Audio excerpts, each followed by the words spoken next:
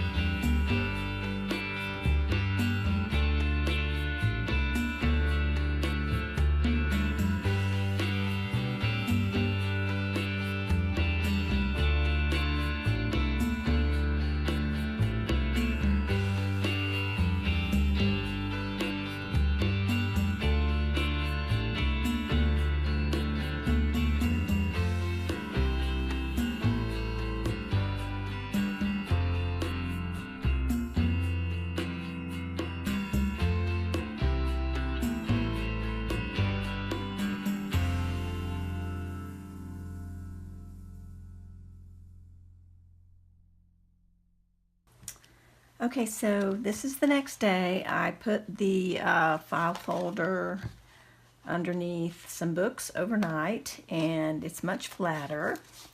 And I probably will put it underneath the books again for another day or so. I added a few more pieces, so there was a little bit more of collage posh put on today, and so that's why it's a little bit warped again, but it will be flattened out real nice and straight like the one that I showed you previously. You can see how it lays pretty flat, and you know, it's really workable. So this is what the finished one looks like. I did do some used a marker around the edge to darken the edge, and then I also used a Sharpie just inside this edge to finish off the back piece. And I added a couple of more things. I added this little piece of book text with a stamp on it. I added a little butterfly in the center of this flower, and some doodling there. I added this little phrase that I had stamped on a piece of tissue paper, and I put that on, and it looks really cute there. I did a little doodling on some of these punched out flowers, doodling on the star here, kind of outlined the washi tape and doodled a little here and there, just some little curly doodles. And I didn't do too much more to the back side. A little bit of doodles. I made the bird's tail come out larger here. It just had stopped with the pink there, so just added some curly swirls for the tail, and colored these little black dots back in. They had gotten torn off when I tore it out of the gift wrap. And I doodled a little on this flower, added the white, and a little bit more doodling down here on this one, and I outlined this washi tape, put a white border around this little piece of a border there. So you can see overall it's just fun and whimsical, and it just looks so much cuter, and it's so much more fun than a plain old manila file folder. So I hope you guys enjoyed this. I really have fun making these, and I hope you guys will make some too and enjoy that. And we'll see you again soon for the next video. Talk to you then. Bye-bye.